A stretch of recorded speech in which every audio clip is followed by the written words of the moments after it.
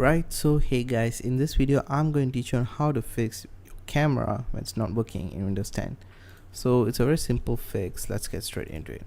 So what you're going to do is you're going to go into your search and you're going to search for run, or alternatively you can just hold the Windows key and click on R.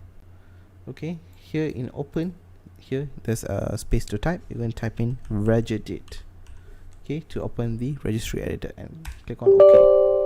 On yes, and here just bear with me, it's quite long, but we're going to go through this. Okay, so you're going to go into your H key local machine, click on the arrow beside it, and then go into software, the arrow beside it, and then scroll down to wow 6432 right here, the last one. Click the arrow beside that, and then go into Microsoft, arrow beside it, and then go into Windows Media Foundation. Windows, it should be the last, Windows Media Foundation right here. Go to the arrow beside that and then go into platform. Okay, so for platform you're just going to click on the platform. Okay, and you have your default value right here. So here you're just going to right click on an empty space, click on new, and click on dword 32-bit value. Okay, even though your PC is 64-bit, just click on the 32-bit value. Okay, and then here you're going to rename it. You're going to rename the file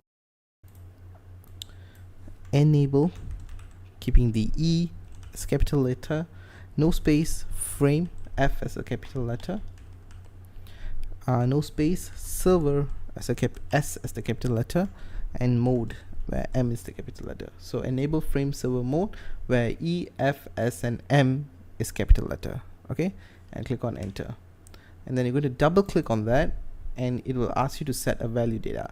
Make sure the value data is 0. Okay, and this is set to hexadecimal.